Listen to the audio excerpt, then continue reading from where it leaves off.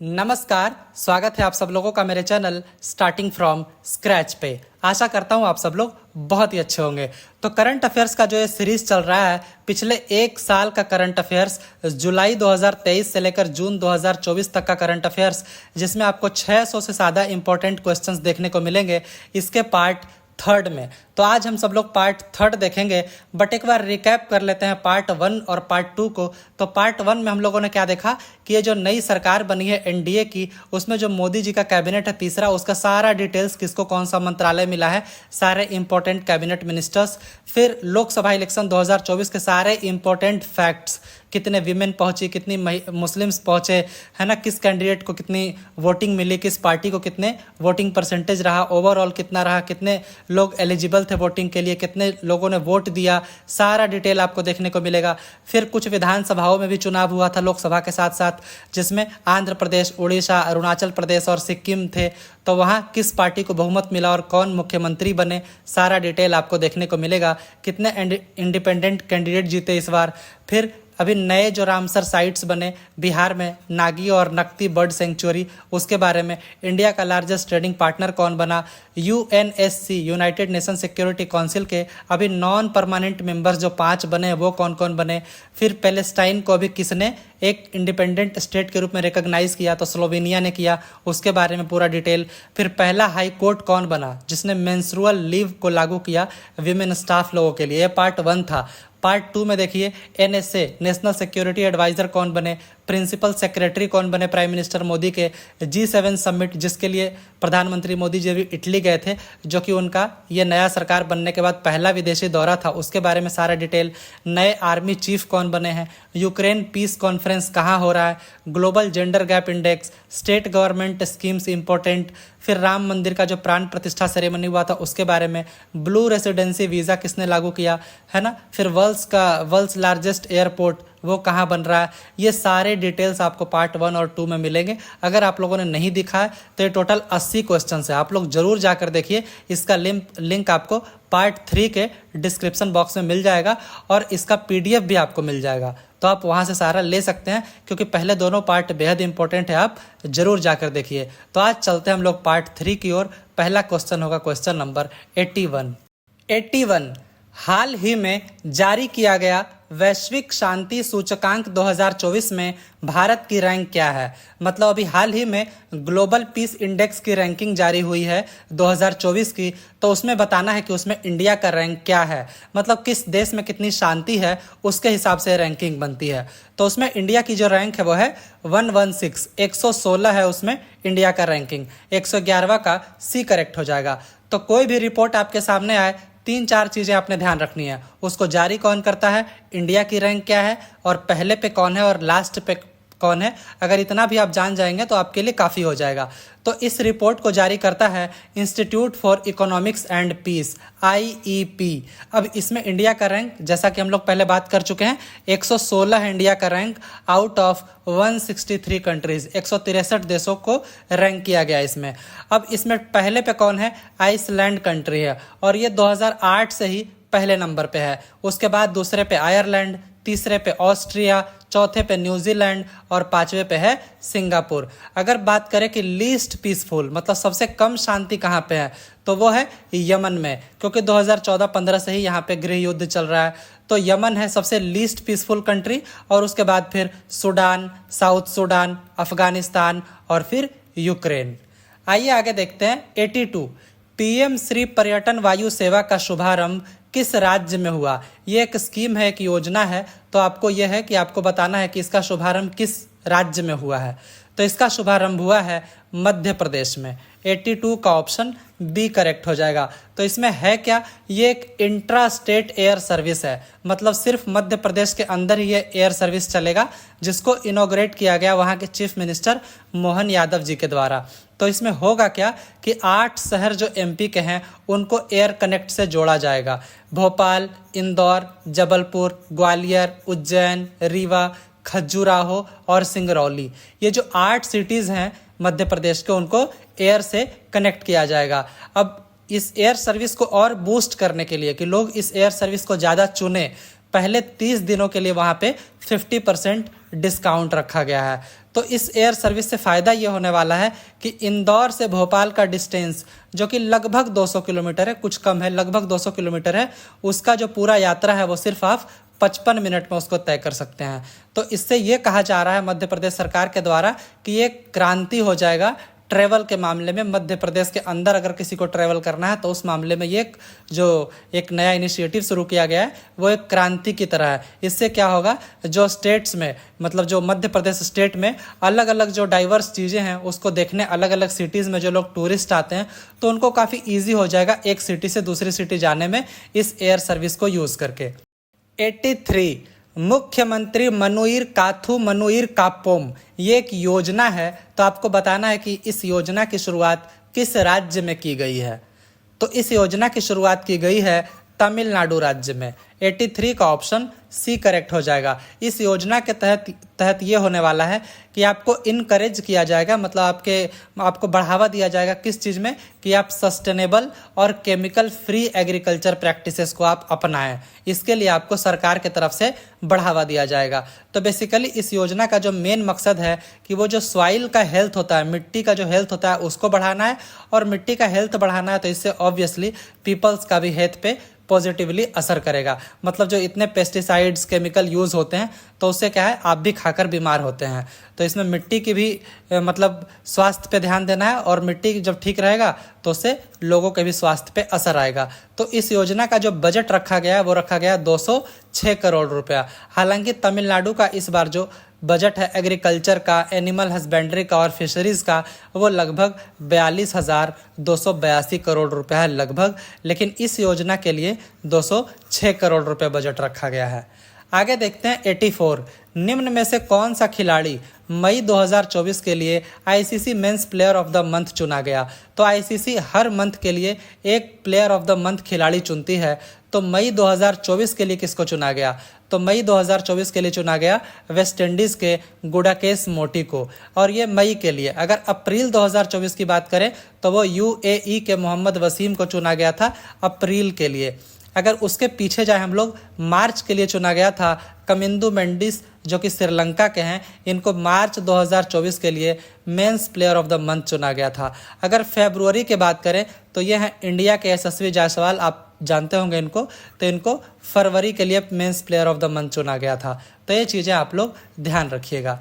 आगे देखते हैं 85 निम्न में से कौन सी महिला खिलाड़ी मई 2024 के लिए ICC women's player of the month चुनी गई। अगर महिलाओं के लिए बात करें कि महिलाओं के लिए प्लेयर ऑफ द मंथ कौन चुनी गई, तो ये हैं श्रीलंका की हैं ये चमारी अट्टापट्टू, इनको मई 2024 के लिए ICC women's player of the month चुना गया। और हेले मैथ्यूज़, इनको चुना गया, वेस्ट इंडीज़ की हैं ये, अप्रैल के लिए चुना गया था। और इनको चुना गया था मार्च के लिए माइया बुचियार, ये हैं इंग्लैंड की। और ये एनाबेल सदरलैंड, ये हैं ऑस्ट्रेलिया की, इनको चुना गया था फरवरी के लिए ICC women's player of the month. आगे देखते हैं 86 आई हैव द स्ट्रीट्स अ कट्टी लव स्टोरी किस भारतीय क्रिकेटर की आत्मकथा है, ऑटोबायोग्राफी है किनकी। तो आप पिक्चर देख के समझ गए होंगे, ये ऑटोबायोग्राफी है आर अश्विन मतलब रविचंद्रन अश्विन की, जो कि भारतीय क्रिकेटर हैं। तो 86 का ऑप्शन सी करेक्ट हो जाएगा। 87 देखते हैं माथा खीर भवानी मेला, ये कहाँ आयोजित किया जाता है, कौन से राज्य या केंद्र शासित प्रदेश में इसको आयोजित किया जाता है। माता खीर भवानी मेला जो है इसको कहाँ आयोजित किया जाता है, तो इसको किया जाता है जम्मू एंड कश्मीर में आयोजित किया जाता है, जो कि अब एक यूनियन टेरिटरी है, मतलब केंद्र शासित प्रदेश है, तो वहाँ पे इसको आयोजित किया जाता है। 87 का ऑप्शन सी करेक्ट हो जाएगा। तो ये हर साल मनाया जाता है मोस्टली कश्मीरी पंडित्स के द्वारा, और ये ज्येष्ठ अष्टमी के दिन मनाया जाता है जम्मू एंड कश्मीर में।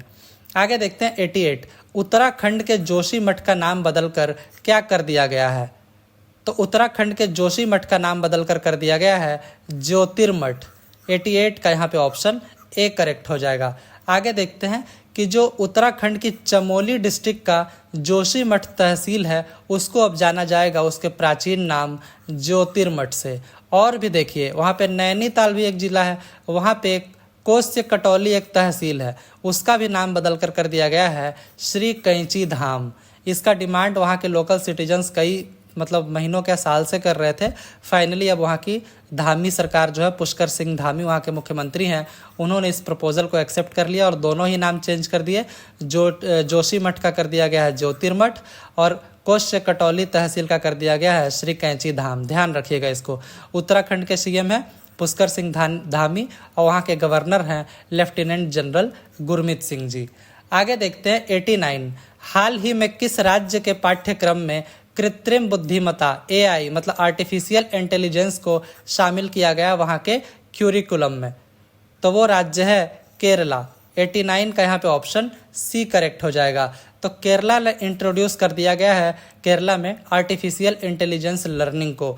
वहाँ के क्लास 7 स्टूडेंट्स का जो टेक्स्ट बुक होगा इंफॉर्मेशन एंड कम्युनिकेशन टेक्नोलॉजी, उसमें आर्टिफिशियल इंटेलिजेंस को वहाँ पे ला दिया गया है सिलेबस में। अब इससे होगा क्या, आने वाले एकेडमिक ईयर में केरला की अगर बात करें तो वहाँ पे लगभग 4 लाख स्टूडेंट्स जो हैं उनको AI के बारे में सीखने को मिलेगा। और इससे क्या होगा, वहाँ के जो मतलब बच्चे होंगे उनको टेक्निकल एजुकेशन में एक बहुत ही बड़ा ये सिग्निफिकेंट स्टेप एक माना जा रहा है केरला के स्टूडेंट्स में, अगर टेक्निकल एजुकेशन की बात करें तो। आगे देखते हैं 90। कुछ महीने पहले ये घटना हुई थी कि किस राज्य ने भारत की पहली AI generative teacher iris launch किया है? तो ये भी केरला में ही हुआ था कुछ महीने पहले। तो ये क्वेश्चन भी मैं इसके साथ ही लेकर आ गया क्योंकि पिछले 1 साल का हम लोग करंट अफेयर्स कर रहे हैं, तो ये भी आपके लिए जानना बेहद ज़रूरी है। तो 90 का यहाँ पे ऑप्शन बी करेक्ट हो जाएगा कि पहली AI generative teacher iris launch किया गया था केरला में। एक और केरला से रिलेटेड जानकारी है, वो भी मैं यहीं पे लेकर आ गया हूँ कि किस राज्य ने भारत का पहला सरकारी स्वामित्व वाला OTT प्लेटफॉर्म जिसका नाम सी स्पेस है लॉन्च किया गया? किस राज्य के द्वारा? मतलब एक OTT प्लेटफॉर्म है जो कि गवर्नमेंट ओन्ड होगा जिसका नाम होगा सी स्पेस। तो ये भी केरला सरकार के द्वारा ही लॉन्च किया गया था। तो 91 का यहाँ पे ऑप्शन ए करेक्ट हो जाएगा। 92 देखते हैं। दुनिया का दूसरा सबसे बड़ा नाइट्रस ऑक्साइड उत्सर्जक देश कौन है? मतलब नाइट्रस ऑक्साइड एमिट करने वाला दूसरा सबसे बड़ा देश कौन है? पहला जो है वो है चाइना, यह है पहला। अगर दूसरा की बात करें तो इंडिया है दूसरा। तो यहाँ पे 92 का ऑप्शन डी करेक्ट हो जाएगा, नाइट्रस ऑक्साइड। तो इंडिया जो है ये वर्ल्ड का दूसरा सबसे बड़ा मतलब एमिटर हो गया है नाइट्रस ऑक्साइड का, जिसका केमिकल फार्मूला होता है N2O। तो ये N2O मतलब नाइट्रस ऑक्साइड है क्या? तो ये एक ग्रीन हाउस एक गैस है ये, और ये इतना खतरनाक है कि ये कार्बन डाइऑक्साइड से भी मतलब heats of the atmosphere far more than carbon dioxide. ये जो हमारा पर्यावरण है उसको कार्बन डाइऑक्साइड से ज़्यादा ये गर्म करता है। अब नाइट्रस ऑक्साइड और क्या है, ये तीसरा जो है सबसे बड़ा ये ग्रीन हाउस गैस है कार्बन डाइऑक्साइड और मीथेन के बाद। जो तीसरा सबसे बड़ा ग्रीन हाउस गैस है वो है नाइट्रस ऑक्साइड। अब मेनली अगर देखा जाए, जैसा कि हम लोग बात कर रहे हैं कि नाइट्रस ऑक्साइड के उत्सर्जन में इंडिया दूसरे नंबर पे है, तो सबसे ज़्यादा किस में उत्सर्जन होता है ये नाइट्रस ऑक्साइड? तो एग्रीकल्चर प्रोडक्शन मतलब कि कृषि उत्पादन में जो हम लोग नाइट्रोजन फर्टिलाइजर्स का यूज़ करते हैं जैसे कि अमोनिया है ना, और एनिमल मैन्योर को जो हम लोग यूज़ करते हैं खाद के रूप में, तो उसमें सबसे ज़्यादा जो है नाइट्रस ऑक्साइड एमिट होता है लगभग 74%। तो ये जो डेटा है ये पिछले 1 दशक का है कि 74% जो है वो अकेले इसी से नाइट्रस ऑक्साइड जो है एमिट होता है। अगर इसके अलावा हम लोग देखें नाइट्रस ऑक्साइड क्या है, तो इसको लाफिंग गैस भी कहा जाता है। अब नाइट्रस ऑक्साइड जो है वो एक ओडरलेस मतलब गंधहीन है, कलरलेस मतलब इसका कलर भी कोई नहीं है, और नॉन फ्लेमेबल गैस है मतलब इससे आग नहीं लगता है। तो आप इन चीज़ों को ध्यान रखिएगा नाइट्रस ऑक्साइड के बारे में। 93 विश्व रक्तदाता दिवस कब मनाया जाता है? वर्ल्ड ब्लड डोनर डे ये मनाया जाता है हर साल 14 जून को। 93 का ऑप्शन बी करेक्ट हो जाएगा। तो इस साल का जो वर्ल्ड ब्लड डोनर डे था 2024 का, उसका जो थीम था, ये जानने वाली चीज़ें होती है एग्ज़ाम में पूछा जाता है, उसका थीम था 20 years of celebrating giving thank you blood donors. मतलब ये बेसिकली जो ब्लड डोनेशन करते हैं लोग वॉलेंटरीली, उनको एक तरह से थैंक यू कहा जा रहा है इस थीम के थ्रू। आगे देखते हैं 94 दार एस सलाम बंदरगाह, ये हाल ही में चर्चा में था। यह बंदरगाह किस देश में स्थित है? तो ये जो दार एस सलाम पोर्ट है यह स्थित है तंजानिया में, जो कि अफ्रीकन देश है। 94 का यहाँ पे ऑप्शन सी करेक्ट हो जाएगा। तो हुआ ये है कि ये जो गौतम अडानी का जो ओन्ड है अडानी ग्रुप, गौतम अडानी के मालिक हैं उसके, गौतम अडानी जी, तो ये जो अडानी ग्रुप है उन्होंने क्या किया है कि पोर्ट बिजनेस में वो आए हैं, 30 साल के लीज पर ले लिए हैं इस कंटेनर के टर्मिनल 2 को, दार एस सलाम पोर्ट के कंटेनर टर्मिनल 2 को, जो कि अफ्रीकन कंट्री है, मतलब तंजानिया जो है वो अफ्रीकन कंट्री है। तो वहाँ का जो है पोर्ट है दार एस सलाम, उनको इन्होंने 30 साल के लीज पर ले लिया है। इसके अलावा दार एस सलाम पोर्ट के अलावा ये जो कंपनी है ये हाइफा पोर्ट जो कि इजराइल में है उसको भी ओन करती है, और साथ ही साथ ये एक ट्रांसशिपमेंट पोर्ट बना रही है कोलंबो, मतलब श्रीलंका की जो राजधानी है कोलंबो, वहाँ पे ये एक ट्रांसशिपमेंट पोर्ट भी बना रही है यही कंपनी, मतलब अडानी ग्रुप। अब इसके अलावा कुछ और जान लेते तंजानिया के बारे में। अफ्रीका का जो सबसे हाईएस्ट माउंटेन है, सबसे ऊंचा, किलिमंजारो, कितना है ये? 5895 मीटर, ये भी तंजानिया में ही है। फिर इसके अलावा लेक तंगानिका, मतलब झील जो है तंगानिका, जो कि दुनिया की सबसे लंबी फ्रेश वाटर झील है, ये भी तंजानिया में ही है। तंजानिया के प्रेसिडेंट कौन है? सामिया सुलूहू हसन, और वहाँ का कैपिटल है डोडोमा। आगे देखते हैं 95 आईपीएल 2024 की ट्रॉफी किसने जीती? आईपीएल 2024 की ट्रॉफी जीती गई कोलकाता नाइट राइडर्स के द्वारा। 95 का ऑप्शन ए करेक्ट हो जाएगा। ये 17वां एडिशन था और ये तीसरा ट्रॉफी था केकेआर का, कोलकाता नाइट राइडर्स का ये तीसरा ट्रॉफी था। इसके पहले 5 बार सीएसके मतलब चेन्नई सुपर किंग्स जीत चुकी है और 5 बार मुंबई इंडियंस भी जीत चुकी है। इस बार जो हुआ आईपीएल और ये जो 17वां एडिशन का आईपीएल था, इसमें मोस्ट वैल्यूएबल प्लेयर बने सुनील नारायण, केकेआर के थे। ये 488 रन भी बनाए और 17 विकेटें भी ली इन्होंने। ऑरेंज कब दिया जाता है? वैसे बल्लेबाज को जो सबसे ज़्यादा स्कोर मारता है या कोई भी प्लेयर जो सबसे ज़्यादा रन बनाएगा पूरे टूर्नामेंट में, उनको दिया जाता है। तो विराट कोहली 741 रन बनाए थे। पर्पल कप उनको दिया जाता है जो सबसे ज़्यादा विकेट लेते हो। तो हर्षल पटेल ने 24 विकेट लिया था, तो इनको पर्पल कप मिला इनको। मैन ऑफ द मैच थे फाइनल में मिचेल स्टार्क, जो कि केकेआर के गेंदबाज हैं। इन्होंने 3 ओवर में 14 रन देकर 2 विकेटें ली। फेयर प्ले अवार्ड मिला सनराइजर्स हैदराबाद की टीम को। Emerging player of the season बने नीतीश कुमार रेड्डी। आगे हम लोग बात करते हैं विमेंस प्रीमियर लीग 2024 की ट्रॉफी किसने जीती, क्योंकि ये सारी घटनाएं पिछले 1 साल में ही हुई हैं। तो विमेंस प्रीमियर लीग भी हम लोग देख लेते हैं। तो विमेंस प्रीमियर लीग 2024 की ट्रॉफी जीती गई थी आरसीबी के द्वारा, रॉयल चैलेंजर्स बेंगलुरु के द्वारा। 96 का ऑप्शन डी करेक्ट हो जाएगा। तो ये दूसरा सीजन था विमेंस प्रीमियर लीग का। प्लेयर ऑफ द सीरीज बनी थी दीप्ति शर्मा, यूपी टीम से थी ये। सबसे ज़्यादा रन बनाया गया था एलिस पेरी के द्वारा, आरसीबी टीम से थी, इन्होंने 347 रन बनाया था। सबसे ज़्यादा विकेटें ली गई थी श्रेयंका पाटिल के द्वारा, ये भी आरसीबी से थी, 13 विकेटें ली थी इन्होंने। आगे देखते हैं 97 ICC men's T20 world cup 2024 जो हो रहा है पुरुषों का, उसमें किसे ब्रांड एम्बेसडर नियुक्त किया गया है? उसमें उसैन बोल्ट को भी किया गया, क्रिस गेल को भी किया गया, युवराज सिंह को भी किया गया। तो यहाँ पे ऑप्शन डी करेक्ट हो जाएगा, इनमें से सभी। 97 का डी हो जाएगा। लेकिन यहाँ ध्यान रखिए शाहिद अफरीदी को भी बाद में बनाया गया brand ambassador ICC men's T20 world cup 2024 के लिए।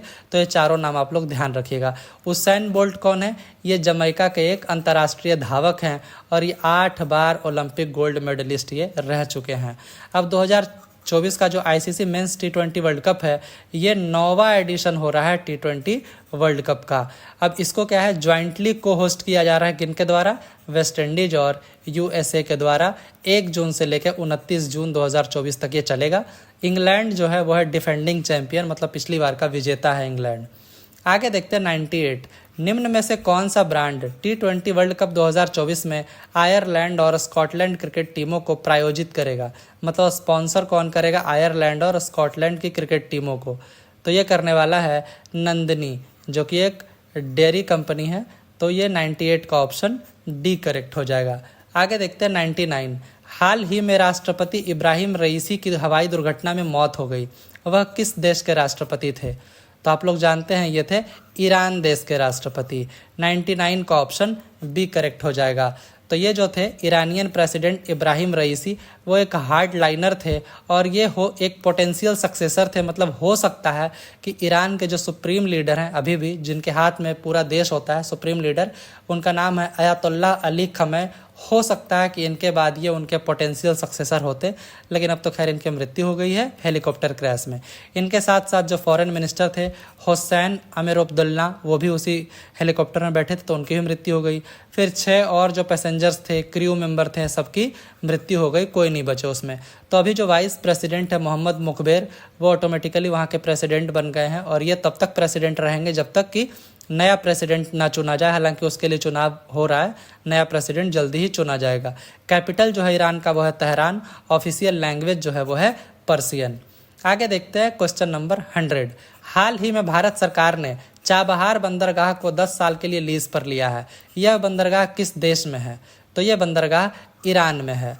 100 का यहाँ पे ऑप्शन बी करेक्ट हो जाएगा। यहाँ पे अगर आप मैप पे देखिएगा तो इंडिया के वेस्ट साइड में आप जाइएगा तो यह है ईरान देश, और इसके साउथ ईस्ट में जाइएगा तो यहाँ पे है चाबहार पोर्ट। इसी को इंडिया ने लीज पर लिया है 10 साल के लिए। यहाँ से आप थोड़ा ईस्ट की ओर आइएगा तो यह है पाकिस्तान, और पाकिस्तान का ये है ग्वादर पोर्ट। इन दोनों के बीच जो डिस्टेंस है वो सिर्फ है 72 किलोमीटर्स। तो अब सोचिए, इंडिया को अगर वेस्ट एशिया में कुछ भेजना होगा तो या तो पाकिस्तान के थ्रू लैंड बॉर्डर से भेजेगा, लेकिन पाकिस्तान आप जानते हैं अलाउ नहीं करता, तो फिर आपको क्या करना पड़ेगा, सी के रास्ते से, समुद्र के रास्ते से भेजना पड़ेगा। तो कहीं ना कहीं आपको कोई पोर्ट लेना ही पड़ेगा। तो इंडिया ने चाबहार पोर्ट को लिया है 10 सालों के लिए लीज पर। इसके बारे में और भी बहुत कुछ है जानने का। तो ये 10 सालों का लीज है। इंडिया न सिर्फ डेवलप करेगा बल्कि ऑपरेट भी करेगा। ईरानियन पोर्ट है चाबहार उसको। अब ईरान के साउथ ईस्टर्न पार्ट में है, हम लोग देख चुके हैं। और ये कहाँ पे है? Along the gulf of Oman. Gulf of Oman वहीं पे है, उसी के आसपास ही है। अब इससे इंडिया को फ़ायदा क्या होगा? इंडिया ईरान में अपने सामान भेज पाएगा, अफ़गानिस्तान में, सेंट्रल एशियन कंट्रीज़ में और यूरोप के भी कुछ पार्ट्स में इस चाबहार पोर्ट के थ्रू इंडिया सामान भेज पाएगा। मेन मकसद ये है कि पोर्ट ऑफ कराची और ग्वादर पोर्ट को इंडिया बाईपास करना चाहता है। ये पाकिस्तान के दोनों पोर्ट हैं। इसके पहले भी इंडिया चाबहार पोर्ट का यूज़ कर चुका है, क्योंकि 2023 में इंडिया 20,000 टन गेहूं भेजा था अफगानिस्तान इसी चाबहार पोर्ट को यूज़ करके। आगे देखते हैं 101। संयुक्त राष्ट्र की रिपोर्ट के अनुसार वित्तीय वर्ष 2024 में भारत की जीडीपी विकास दर का क्या अनुमान है? मतलब यूएन की रिपोर्ट के अनुसार तो ये है 6.9%। 101 का ऑप्शन डी करेक्ट हो जाएगा। हालांकि क्या है कि यूएन जो ये अनुमान लगाता है, तो पहले यूएन ने अनुमान लगाया था कि इंडिया का जीडीपी दर रहेगा 6.2%। इसको चेंज करके कर दिया गया 6.9% अब कर दिया गया है यूनाइटेड नेशंस के द्वारा। तो ये कितने से बढ़ा? 70 बेसिस पॉइंट से बढ़ा। 70 बेसिस पॉइंट का मतलब होता है 0.7। अब देखिए, जैसे मान लिया होता 50 बेसिस पॉइंट तो मतलब 0.5। तो बेसिस पॉइंट का मतलब यही होता है।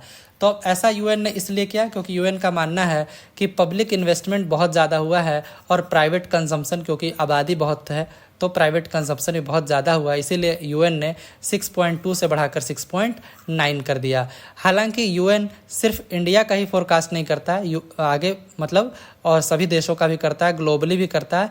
तो ये 2024 के लिए फोरकास्ट था। यूएन ने 2025 के लिए भी इंडिया का फोरकास्ट करके रखा था 6.6%।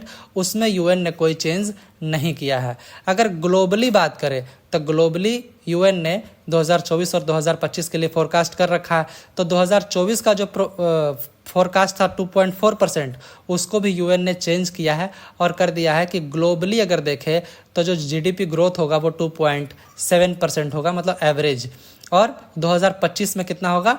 2.8% होगा। इसको 10 बेसिस पॉइंट से बढ़ाया, क्योंकि पहले यूएन ने बोला था 2.7, अब कर दिया 2.8। तो इतना आप ध्यान रखिएगा कि 2024 के लिए 6.9 इंडिया का रहेगा, 25 के लिए 6.6 रहेगा। अगर ग्लोबली देखें तो 24 के लिए 2.7 रहेगा और 25 के लिए 2.8 रहेगा। इतना ध्यान रखिए। आगे हम लोग देखते हैं जीडीपी ग्रोथ फोरकास्ट जो है फाइनेंशियल ईयर 2024 के लिए, उसको और भी कई इंस्टीट्यूट जो है फोरकास्ट करती है। अगर आरबीआई का देखें, रिजर्व बैंक ऑफ इंडिया, तो इनके अनुसार 7% रहेगा, जो कि यूएन के अनुसार 6.9 ही है। एडीबी, एशियन डेवलपमेंट बैंक के अनुसार 7%, इन्होंने भी पहले 6.7 बोला था, अब बढ़ाकर 7 कर दिया। फिच रेटिंग्स के अनुसार देखें तो 7% रहेगा। मूडीज़ के अनुसार देखें तो 6.8% रहेगा। तो ये आंकड़े आप लोग जरूर ध्यान रखिएगा। 102, हाल ही में जारी आंकड़े के अनुसार दुनिया की तीसरी सबसे बड़ी अर्थव्यवस्था कौन बन गई है? तो तीसरी अब बन गई है जर्मनी। मतलब यूएस और चाइना के बाद तीसरे नंबर पे आ गया है जर्मनी। कुछ और चीज़ें जान लेते हैं कि ये जो फॉल इन रैंक है जापान का, जापान को हटा के बन गया है जर्मनी तीसरे नंबर पे। तो ये जो जापान का जो रैंक गिरा है जर्मनी के सामने, वो इसलिए गिरा है क्योंकि जो जापान की करेंसी है येन, वो बहुत कमज़ोर हो गई है डॉलर के मुकाबले, और वहाँ की जो पॉपुलेशन है वो एजिंग हो गई है, मतलब बुजुर्गों की पॉपुलेशन ज़्यादा हो गई है। फिर जो पॉपुलेशन है वो भी श्रिंक कर रही है, मतलब घट रही है। तो यूएसए और चाइना क्रमशः पहले और दूसरे नंबर पे है और इंडिया 5वें नंबर पे है। आगे देखते हैं 103। हाल ही में भारत के प्रसिद्ध खिलाड़ी सुनील छेत्री ने संन्यास लिया है, वह किस खेल से संबंधित है? तो ये फुटबॉल से संबंधित है, हम लोग जानते हैं। 103 का ऑप्शन बी करेक्ट हो जाएगा। तो इन्होंने अपना आखिरी match salt lake stadium Kolkata में 6 जून 2024 को खेला कुवैत के खिलाफ। आगे देखिए, ये अभी कैप्टन थे ब्लू टाइगर्स के, मतलब इंडियन मेंस फुटबॉल टीम जो है उसके ये कैप्टन थे, जिनका जर्सी नंबर था 9। तो सुनील छेत्री को कहा जाता है फेस ऑफ इंडियन फुटबॉल, क्योंकि फुटबॉल के सबसे फेमस खिलाड़ी इंडिया में यही हैं। और ऊपर से इंटरनेशनल गोल स्कोरर की बात करें तो ये 3rd हाईएस्ट पे ये थे एक्टिव प्लेयर्स में। इनका 94 गोल्स था इंटरनेशनली। पोर्चुगल के जो हैं क्रिस्टियानो रोनाल्डो, वो पहले नंबर पे, उनका 128 इंटरनेशनल गोल है। अर्जेंटीना के जो लियोनेल मेसी हैं उनका 106 है, और तीसरे नंबर पे हैं हमारे सुनील छेत्री जी, 94 गोल्स। हालांकि अब इन्होंने संन्यास ले लिया। इनको कुछ अवार्ड्स भी मिले, बहुत ही अच्छे अच्छे अवार्ड्स, जैसे कि अर्जुना अवार्ड्स, जो कि इंडिया का 2nd हाईएस्ट स्पोर्ट्स अवार्ड है, ये इनको 2013 में मिला। फिर इनको पद्मश्री मिला 2019 में, जो कि इंडिया का 4th हाईएस्ट सिविलियन अवार्ड है। फिर इनको बाद में जो स्पोर्ट्स का हाईएस्ट अवार्ड है मेजर ध्यानचंद खेल रत्न अवार्ड, ये भी इनको मिला 2021 में। पहले इसका नाम था राजीव गांधी खेल रत्न अवार्ड, अब बदल के कर दिया गया मेजर ध्यानचंद खेल रत्न अवार्ड। तो इनको 2nd highest sports award, highest sports award और 4th हाईएस्ट सिविलियन अवार्ड, इन तीनों से इनको नवाजा गया है। 104। हाल ही में किस कंपनी ने अपनी कोरोना वैक्सीन दुनिया भर से वापस मंगवा ली है? तो ये हैं एस्ट्राजेनेका जो है, इन्होंने अपनी वैक्सीन दुनिया भर से वापस मंगवा ली है। 104 का ऑप्शन डी करेक्ट हो जाएगा। तो ये जो है एस्ट्राजेनेका, उन्होंने ये जो कोविड-19 वैक्सीन बनाई थी, इन्होंने किसके साथ मिलके? ऑक्सफोर्ड यूनिवर्सिटी के साथ कोलैबोरेशन करके बनाई थी। अब इन्होंने यूके के कोर्ट में एडमिट कर लिया है कि हमारे वैक्सीन से रेयर ब्लड क्लॉट जो एक साइड इफेक्ट है वो हो सकता है। तो इन्होंने कहा कि इनको ये TTS हो सकता है। इसे TTS का फुल फॉर्म होता है थ्रोम्बोटिक थ्रोम्बोसाइटोपेनिक सिंड्रोम। तो ये एक सिंड्रोम है, TTS इसको कहा जाता है। ये इसका साइड इफेक्ट इससे हो सकता है। अब इससे क्या होगा? अगर आपको TTS होता है तो इससे क्या होगा? ब्लड क्लॉट्स हो जाएगा, या तो फिर आपका जो लो ब्लड प्लेटलेट काउंट हो जाएगा, जो अक्सर डेंगू के केसेस में हो जाता है कि हमारा जो ब्लड प्लेटलेट काउंट है वो बहुत ही घट जाता है। तो इससे क्या हुआ? यूके में 81 मौतें हो चुकी है और कई लोग सीरियसली इंजर्ड भी हो चुके हैं। तो इसीलिए ये अपने दुनिया भर से वैक्सीन वापस मंगवा रहे हैं। हालांकि इन्होंने कुछ और रीज़न दिया कि उनके पास सरप्लस पड़ा हुआ है, इसीलिए वापस मंगवा रहे हैं। एनीवे, आगे देखते हैं 105। हाल ही में जारी हुई ग्लोबल इलेक्ट्रिसिटी रिव्यू रिपोर्ट के अनुसार सौर ऊर्जा उत्पादन में भारत की रैंक क्या है? तो सौर ऊर्जा उत्पादन में भारत की रैंक हो गई है 3rd। 105 का ऑप्शन सी करेक्ट हो जाएगा। तो ये जो है ग्लोबल इलेक्ट्रिसिटी रिव्यू 2024 के अनुसार ये इस रिपोर्ट को पब्लिश किया गया है। ये जो रिपोर्ट का नाम है ग्लोबल इलेक्ट्रिसिटी रिव्यू रिपोर्ट 2024, और इसको पब्लिश किया गया है एक ग्लोबल एनर्जी थिंक टैंक है एम्बर नाम से, इनके द्वारा इनको पब्लिश किया गया है इस रिपोर्ट को। तो इसके अनुसार ये कहा गया है कि इंडिया ने सरपास कर लिया है जापान को। किस चीज़ में? कि भैया आप कितना सोलर पावर जनरेट करते हैं। तो 2023 में इंडिया जापान को पीछे छोड़ के आ गया है तीसरे नंबर पे, मतलब पहले जापान था तीसरे पे। अब जो कंट्री का जो रैंक है ये इम्प्रूव किया है। 2015 में था 9वें नंबर पे, और अभी 2024 में ये आ गया है, 2024 में आ गया है तीसरे नंबर पे। चाइना और यूएसए जो है वो क्रमशः पहले और दूसरे नंबर पे हैं। 2023 के रिपोर्ट के अनुसार, आया 2024 में है बट रिपोर्ट में जो डेटा है वो सब 2023 का ही है। फिर इंडिया 2023 में जो है अपने टोटल एनर्जी का 5.8% एनर्जी जो है वो सोलर एनर्जी से मतलब जनरेट किया था। 106। हाल ही में प्रधानमंत्री नरेंद्र मोदी जी को order of the Druk Gyalpo से सम्मानित किया गया है। यह किस देश का सर्वोच्च नागरिक सम्मान है? तो ये भूटान देश का सर्वोच्च नागरिक सम्मान है, order of the Druk Gyalpo. 106 का ऑप्शन सी करेक्ट हो जाएगा। 107। आगे देखते हैं, बट पहले ये जान लीजिए कि ये first foreign head of the government है मोदी जी, जिनको इस ऑर्डर से नवाजा गया है। भूटान के जो किंग है वो हैं जिग्मे खेसर नामग्याल वांगचुक, और वहाँ के जो प्राइम मिनिस्टर है वो हैं शेरिंग तोब्गे। आगे देखते हैं 107। हाल ही में किस कंपनी ने भारत की पहली स्वदेशी रूप से निर्मित की गई माइक्रो कंट्रोलर चिप को लॉन्च किया है? तो पहला जो स्वदेशी रूप से निर्मित माइक्रो कंट्रोलर चिप को लॉन्च किया गया उस कंपनी का नाम है माइंड ग्रोव टेक्नोलॉजीज। 107 का यहाँ पे ऑप्शन ए करेक्ट हो जाएगा।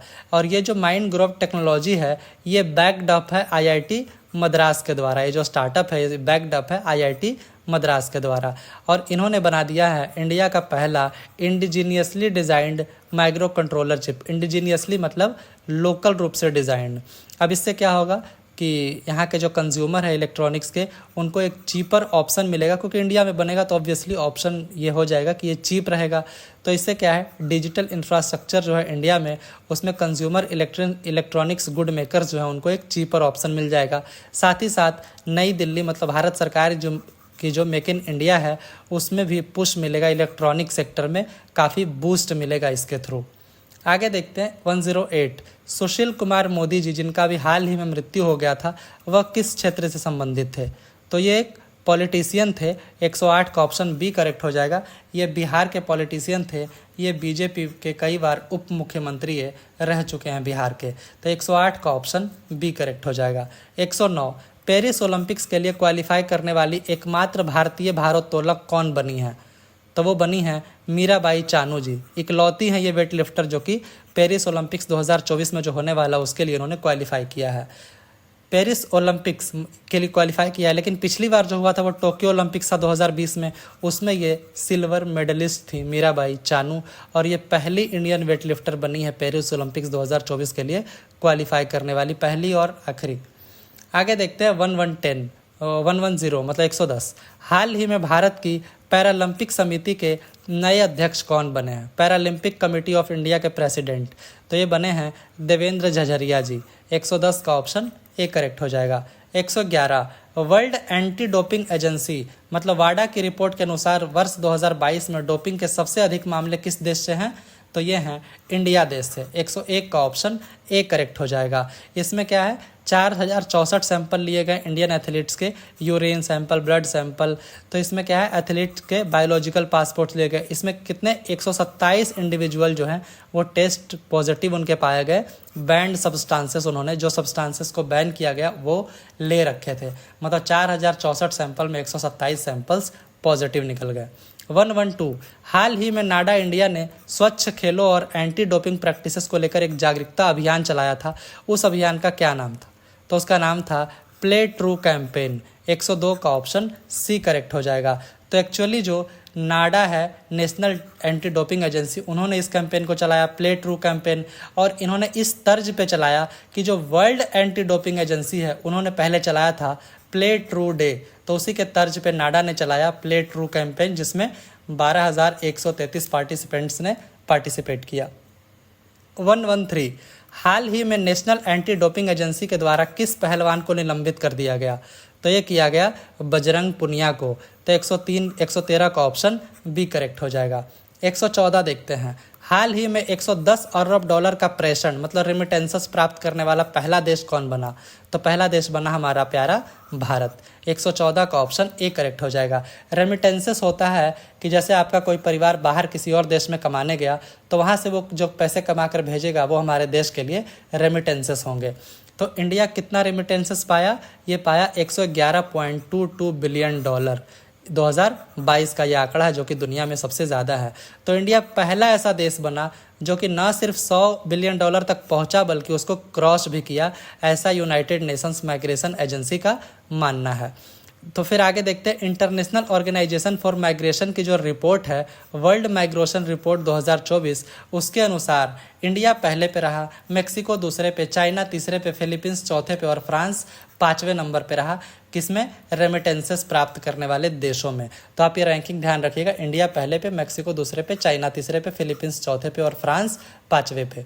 आगे देखते हैं 115। हाल ही में केंद्र सरकार ने किस देश को 14,000 टन का गैर बासमती चावल निर्यात करने की अनुमति दे दी? तो उस देश का नाम है मॉरिशस। यहाँ पे एक्सपोर्ट करने की भारत सरकार ने अनुमति दे दी। 115 का यहाँ पे ऑप्शन सी करेक्ट हो जाएगा। तो इसमें क्या होगा, export of non basmati white rice जो था, ये भारत सरकार द्वारा जुलाई 2023 में इसको बैन कर दिया गया था, मतलब मना कर दिया गया था। क्योंकि हमारे यहाँ पे भी जानते हैं आप कि मतलब एक फूड सिक्योरिटी चलता है, 80 करोड़ लोगों को अनाज दिया जाता है, तो उसके लिए भी अनाज होना चाहिए। फिर अब ऐसा ना हो कि एक्सपोर्ट कर दे और यहाँ पे लोकल दाम बढ़ जाए, वो भी ध्यान रखना होता है। इसलिए जुलाई 2023 में इसको बंद कर दिया गया था। लेकिन फिर फिलहाल भारत सरकार ने 14,000 टन बासमती राइस मॉरिशस को एक्सपोर्ट करने की अनुमति दे दी। तो 115 का यहाँ पे ऑप्शन सी करेक्ट हो जाएगा। 116 देखते हैं, हाल ही में निम्नलिखित में से कौन सा देश नॉर्थ अटलांटिक ट्रीटी ऑर्गेनाइजेशन का 32वां सदस्य बना है? तो ये बना है स्वीडन, नेटो का 32वां सदस्य बना है।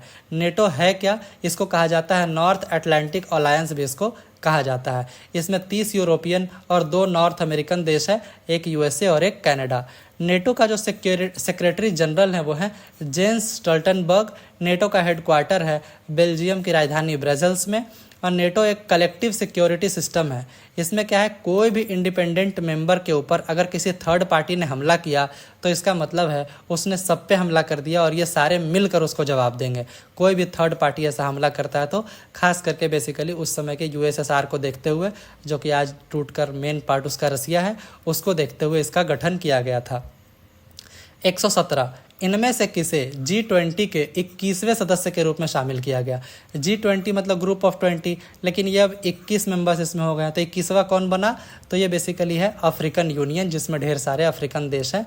तो 117 का ऑप्शन डी करेक्ट हो जाएगा। तो ये जो G20 मतलब ग्रुप ऑफ 20 है, इसमें 19 जो है सोवरेन कंट्रीज़ है, मतलब इंडिपेंडेंट कंट्रीज़ है, और एक है 20वां यूरोपियन यूनियन जिसमें ढेर सारे यूरोपियन देश हैं, और एक है अफ्रीकन यूनियन जिसमें अफ्रीकन देश हैं। तो 19 सोवरेन कंट्री हो गए और 2 हो गए, एक यूरोपियन यूनियन और एक अफ्रीकन यूनियन। तो जो 2023 में हुआ था 18वां समिट, उसी में अफ्रीकन यूनियन ने G20 को ज्वाइन किया 21वें मेंबर के रूप में 2023 में, जो इंडिया में हुआ था। अब जो 19वां समिट होगा 2024 में, वो होगा रियो डी जेनेरो में, जो कि ब्राज़ील में है, वहाँ होगा। आगे 20वां समिट भी प्लान है ऑलरेडी 2025 में, जो कि होगा साउथ अफ्रीका में। 21वां समिट भी प्लान है 2026 में, जो होगा यूएस में। तो ये जानकारियाँ आप लोग ध्यान रखिएगा। 118वां, हाल ही में निम्नलिखित में से कौन सा या कौन से देश ब्रिक्स ग्रुप का हिस्सा बना है या बने हैं? तो अभी हाल ही में इजिप्ट भी बना है, इथियोपिया भी बना है, ईरान भी बना है। तो यहाँ पे ऑप्शन डी करेक्ट हो जाएगा। इसके अलावा इजिप्ट, इथियोपिया और ईरान के अलावा यूएई भी बने हैं और सऊदी अरबिया भी इसका हिस्सा बना है। तो यहाँ पे टोटल अब ब्रिक्स में 10 मेंबर्स हो गए। अर्जेंटीना भी जुड़ने वाला था, लेकिन वहाँ के जो नए प्रेसिडेंट बने जेवियर मिली, इन्होंने अपना नाम वापस ले लिया कि हम लोग ब्रिक्स में नहीं जुड़ेंगे। तो टोटल अभी ब्रिक्स में 10 मेंबर्स है। 9 तो कंफर्म है, लेकिन सऊदी अरबिया ने अभी कुछ पक्का नहीं किया है, लेकिन आप फिर भी मान के चलिए कि 10 मेंबर्स अभी ब्रिक्स के हैं। आगे देखते हैं 119, हाल ही में जेवियर गेरार्डो मिली, ये किस देश के नए राष्ट्रपति चुने गए? तो अभी पिछले प्रश्न में ही हम लोग बात की हैं, ये अर्जेंटीना के नए राष्ट्रपति चुने गए। तो 119वां का ऑप्शन ए करेक्ट हो जाएगा। 120वां देखते हैं, हाल ही में केंद्र सरकार ने नागरिकता संशोधन कानून लागू कर दिया है। इसके अंतर्गत किन धर्मों के लोगों को नागरिकता दी जाएगी? हिंदुओं को, सिख लोगों को, बुद्धिस्ट लोगों को। यहाँ पे ऑप्शन डी करेक्ट हो जाएगा। इसके अलावा हिंदू, सिख, बौद्ध के अलावा जैन्स को, पारसियों को और क्रिश्चियनों को CAA के थ्रू नागरिकता दी जाएगी, जो कि परसिक्यूटेड माइनॉरिटीज़ हैं, मतलब अल्पसंख्यक है, प्रताड़ित। और अगर ये अफ़गानिस्तान, बांग्लादेश और पाकिस्तान से लौटकर इंडिया आ गए थे 31 दिसंबर 2014 के पहले तो ही इनको CAA के थ्रू नागरिकता दी जाएगी। बाकी जो नॉर्मल प्रोसेस है उससे आप नागरिकता ले सकते हैं, लेकिन CAA के थ्रू लेना है तो आप सिर्फ इन्हीं 6 धर्मों के होंगे और सिर्फ इन्हीं 3 देशों से आए होंगे और 31 दिसंबर 2014 से पहले आए होंगे तो ही दिया जाएगा। आगे देखते हैं 121, जो कि आज का लास्ट क्वेश्चन भी होगा। हाल ही में नागरिकता संशोधन कानून CAA के तहत पहली बार कितने लोगों को नागरिकता दी गई है? तो ये एक्चुअली लागू कर दिया गया है। तो पहली बार 14 लोगों को नागरिकता दी गई। तो 121वां का ऑप्शन बी करेक्ट हो जाएगा। हालांकि जो यूनियन होम सेक्रेटरी थे, उन्होंने अजय भल्ला जी ने ये सर्टिफिकेट्स को हैंड ओवर किए 14 लोगों को, जो कि एप्लीकेशन जो था इनका वो ऑनलाइन प्रोसेस हुआ और फिर फाइनली इनको हाथ में सर्टिफिकेट दिया गया नागरिकता का, लेकिन अब तक तो कई लोगों को दिया जा चुका है। ये पहली बार 14 लोगों को दिया गया, लेकिन अब तक कई लोगों को नागरिकता CAA के थ्रू दिया जा चुका है। अब ये पिछले क्वेश्चन का ही रिपीट है कि CAA है क्या, तो ये सिटीजनशिप देता है हिंदू पारसी सिख बौद्ध जैन और क्रिश्चियन लोगों को, जो कि इंडिया भाग कर आ गए मुस्लिम मेजॉरिटी अफगानिस्तान, बांग्लादेश और पाकिस्तान से 31 दिसंबर 2014 के पहले। किस बेस पे कि हमारा धार्मिक रूप से प्रताड़ना हो रहा है, मतलब हम चूँकि अलग धर्म से हैं, हम लोग मुस्लिम नहीं हैं और ये तीनों देश मुस्लिम मेजॉरिटी हैं, तो हमारे साथ प्रताड़ना हो रहा है, इसलिए हम भागकर इंडिया आ गए। तो 31 दिसंबर 2014 के पहले आए तो इनको CAA के थ्रू नागरिकता दिया जाएगा। तो आज के हमारे यही थे। टोटल अब हमारे पास हो गए हैं 121 क्वेश्चंस। तो अगर आप लोग पार्ट 1 और 2 नहीं देखें तो उसको ज़रूर जाकर देखिए, क्योंकि वो बेहद इंपॉर्टेंट क्वेश्चंस मैंने कवर किए हैं उन दोनों पार्ट्स में। अगर आप लोग चैनल को अब तक सब्सक्राइब नहीं किए हैं तो प्लीज़ ज़रूर कर लीजिए, क्योंकि 600 से ज़्यादा क्वेश्चन आपको इसमें दिखने को मिलेगा अगले कुछ दिनों में ही। तो अगर आपका कोई भी एग्ज़ाम आने वाला है तो ये आपके लिए काफ़ी बेनिफिट करेगा। Thank you so much.